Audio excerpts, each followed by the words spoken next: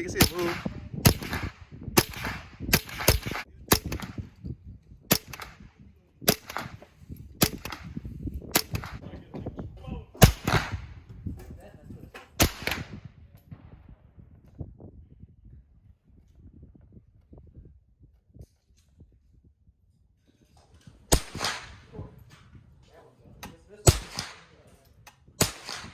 Talking about the Smith & Wesson 1522 22LR AR trainer, it has been reliable.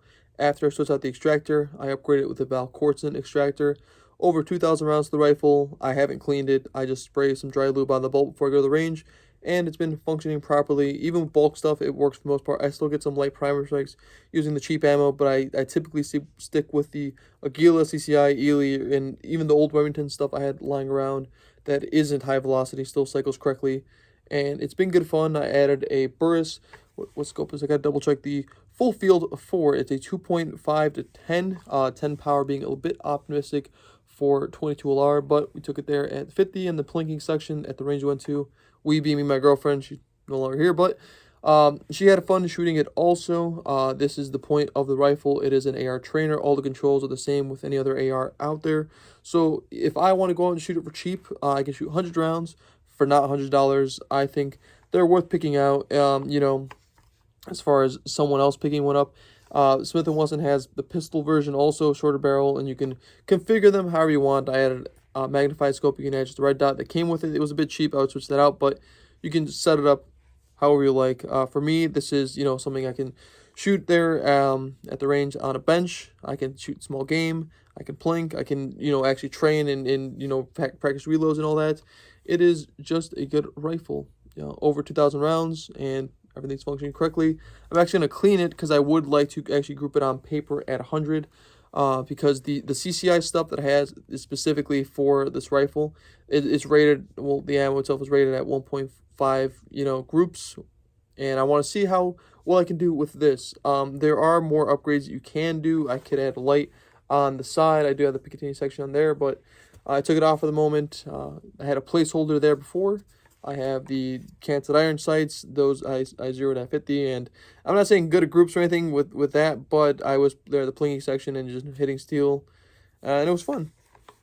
And the sling will, you know, quick detach there, and on the back, which the stock is pretty cheap. I might switch that out down the line, but overall, I'm happy with the rifle. You can pick them up for, I think, around $400, and then throw as many accessories as you like. Really doesn't matter. The mags themselves are easy to get. There are a lot of other 22LR ARs that kind of fit the same role, but I don't like the proprietary mags. Just if they're available, that's good. There are other brands out there. I'm not say this is the only option, but this is a good option. Just focus on the optic before I close the video, because all I'll say is just an update on the rifle. The rifle is functioning correctly, a lot of rounds through it, and I plan on putting even more rounds through it. The optic is under $200. It is clear. The reticle itself is a bit busy because there are like drop compensator notches and lines going down. And not that I don't like that. It's just that it won't help me when there's wind, because typically if it drifts to one side, it does have a dot there on the, I forget, going with the notches, but it doesn't really line up with how it's actually going to drop. So, you know, a bit too busy for me, but it's a cheap optic. It's clear. It works. For the eye relief at 2.5, it's very forgiving. When I punch it up to 10, I really have to keep my head steady in the same spot, or else I just kind of lose my spot, and it's hard to see through at that point. But for the purpose of what I'm using it for, it's fine. It's functional, and it works. That is it for this video. Just a little update.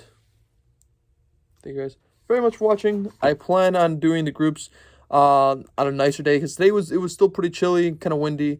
Taking it out on a day that's ideal, you know, best conditions, taking it out. And I'll try it with other ammo also, and other rifles. And yeah, that's it for this video. Thanks for watching.